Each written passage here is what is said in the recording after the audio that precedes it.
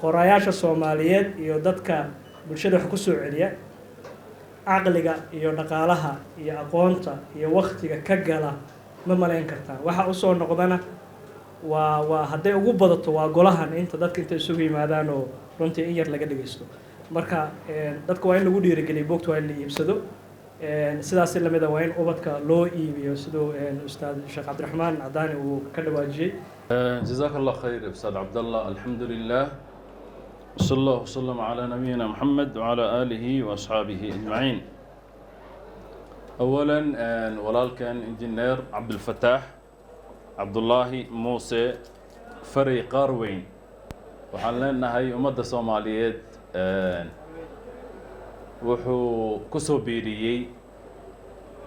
شيء رنتي لوبهنا أو أف صومالي إن دبلو عصبونيسيو كلي سوماليا ودنك سوماليا إلا صدن يلبسنا وح كله بربرسين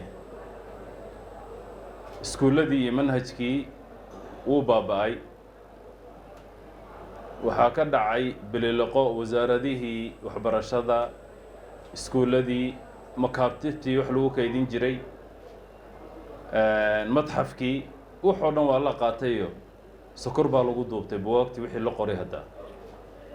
marka Cabdulfataax inuu soo celiyo runtii waa arin ummadda Soomaaliyeedna anfacaysa isagana insha Allah ta'ala u noqon doonta khayr u socda waxyaabo badan buu na xasuusiyay adaan nahay dadkeena Soomaaliyeed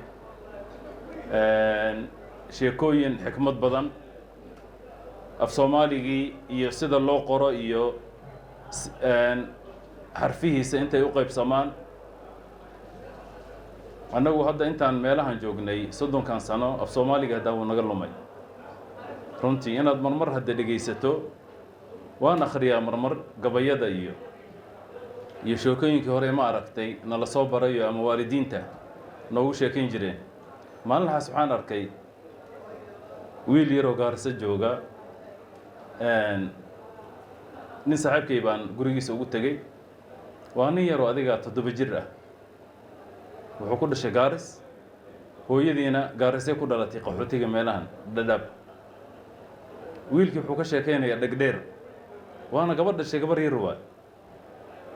oo runtii 20 ka aanan gaarin waxaan rir abtiyaa ku baray hooyo ay bartu yiri dhagdheer waxay joogtaa buuraha hargaga ay ku nooshahay ilaa ma ku cabsiinaysa habeenkii inuu banaanka u baxa ay diidan tahay oo islaan dhagdheer loo dadka cunaysa oo meelaha ku jirta waalidiinta markaa qaarkood hooyooyinka khaasatan sidii af Soomaaliga u danaynayaan ama ilmaha sheekooyinka lagu cabsiyo ama kuwa lagu seexiyo hadee dadkana meelahan soo galay ama naga sii shisheeyay North America aaday iska daayaga kuwa say wallahi waxa ay dhalaan ilaahay soo celi iyaga garanay waxay barayaan iyo waxa lagu cabsiyo waxa lagu hurdisiyo waxa caanaha lagu siiyo waxa naaska lagu siiyo af Soomaaliga markaa in la qoro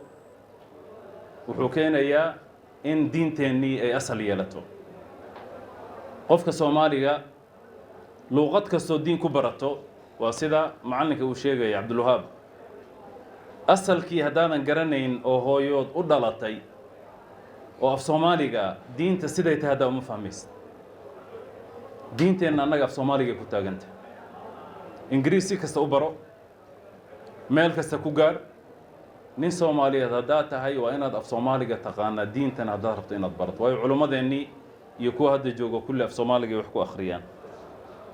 af Soomaaliga iskuulada insha Allah ta'ala in xisad aan siino isku dayina macallin Cabdulfataaxna waa iska warqabnaa injineerka iskuulada uu ugu yimaada buug kasta uu soo saarana ونو كنا سي أن مهنس كودرنا المهنة هذا سكولة وكله وحن كوفي عنه وحويان 99% وح أنا جان هاي هذا إسلي وصومالي والدين تان وقول لك على مية ورانا يا صومالي بتكو هذا شان إنجليزي سواحيل ما تكو هذا شان هذا كهالك وحيلين سكولة ذا كان جيسنا هنا يمارا كيان كإللي هنا إنجليز كلغة هلا ويل كي يحرم إنجليز ونوكو هلا ورإنجليز كانوا يكو هلا يان لغة ذودين ويقرنا يان نجانا بديان امتحان هذا KCPE ذا نفري سنة يا KCSE ذا متك 8 كيو كيفهم فركبه وإحنا قصر ريا ماله iskuullada soomaalida ereyadan Kamukunji iyo Starehe labadaba iyaga ugu sarreeyay af Soomaaligana way ku hadlayaan marka waxaan dhihi lahaa annaga maadaama aan nahay dadkii education sector-ka ku jiray arrintan implementation baan ku samaynaynaa waan dhaqangelinaynaa macallinkana horeyna waan ula shaqaynay insha allahu tacaala bal annagaa ka baranaynaa erayada qaarkood markaynu u adkaadaan macallinka waa weydiinaa maalin xas waan akhrinayay xadiidka jumcada odhanaya diidaya attakhati riqaab annaas dadka qoortooda in laga tallaabsado marka qoortii haddaan jamac ka dhinno maxay noqoni qoorahooda miyay noqonoo wax kale noqonaysaa mase qoorar bay noqoni mase waa keliya qoor keli baa la dhihi dadka qoortooda ama dadka qoorkooda ama dadka qoorahooda miyaa la dhihi macalin cabdifatax waa ku wareerne jamc wuxuu noqdo ayib ha waka dadkii masjidka oo dhan baa waxay yidhaahdeen ninba meel buu ku tuuray ninba sidaan uu yidhi eraye markuu adkaanaya oo ilmaha la doonaya in la baro oo loo fasiro ayaa jira arrinkan markaa jazaahu llahu khayran walaalkeen ilaahay garabkiisa ha galo hawshaad waddo waa hawl ummadda soomaaliyeed dhammaan aad u qabanayso shanta soomaaliyeed NFD ka bilow Ethiopia gee iyo Soomaali galbeed Djibouti gee South Somalia iyo Soomaalida wenge intoo dhan insha allahu tacaala waxaan rajaynaynaa insha allahu tacaala inay ka faa'iidaystaan annagana waa kula garab taaganna haddaan nahay macallimiintii ilmaha wax barayay ama maamulayaashii hawshaana ha la xoojiyo af Soomaaliga iyo barashadiisa ilmaha aan barno mahmahyada intaan gadanno ilmaha guriga aan u dhigno buugta ay akhrinayaan sheekooyin baa loo diraa ilmaha buugga soo gata oo soo akhri baa la historigaas annaga inaan ugu darno af Soomaaligii sheekadii ma aragtay ciyaal shiidaad oo xikmadda ay ka buuxday oo ninka waxay leeyihiin fulay ma ahayn waa wuxuu lahaa war ha ka haro iyo xikmad ha ka harto ha sidaas uu ahaa waa comedian buu ahaa dadku ka qoslin jiray taana waan dhihi lahayno ilmaha buug Soomaaliya guriga inuu u yaallo way fiican tahay marmar ba iska akhrinayaano ilmaha wax akhriya khaasatan qiraa'ada jecel inay ku weydiiyaan baa dhici karto akhristaan waa ku faraxsannahay martiqaadkan aad noo fadhiisayna insha allahu tacaala iyo buugagtan aad bandhigayso waana kaala qayb qaadanaynaa horumarinta afkeenna hooyo ee Soomaaliga ee asalka ah ee diinta ku taagan ee lagu baraaray ee diinteenna aan ku barannay wajazaakumullahu khayr wassalaamu calaykum bismillaahi raxmaani raxiim alxamdulilaahi rabbil caalamiin sala allahu calaa nabiyina muxamed wacala aalihi wasaxbi wasalam awalan waxaan mahadda kuwaad u celinaynaa ilaahay subxaana wa tacaala sahlay xafladda quruxda badan oo afkeenna hooyo lagu horumarinayo isugu keenay talabaad waxaan u mahad celinaynaa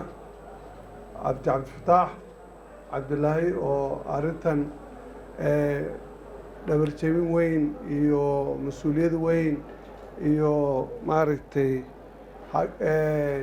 mas-uuliyad badan iska saaray isagana waan u mahad celinaynaa iyo bahda la shaqaysa haddaan ku soo dhowaado munaasabadda maanta waa munaasabad muhiima oo ah afka Soomaaliyeed sidii loo hirgelin lahaa bugaagtii loo heli lahaa macallimiin fiican oo afka Soomaaliyeed taqaan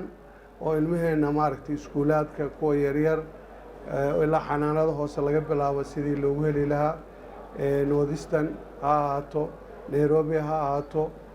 dhulkeeni Soomaaliyeed isaga waaba caadi waa dhulkiisii laakiin intayna waynu joognay sidii aynu dadka ugu baraarujin lahayn madaxdeena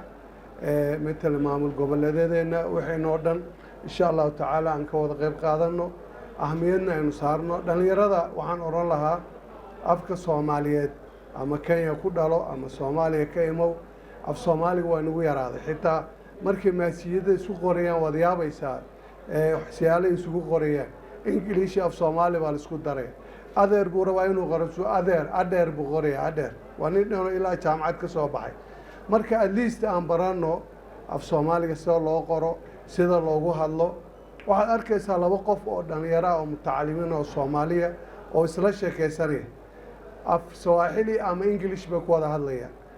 waxaan macquul ahayn inaba aadan arkayn qof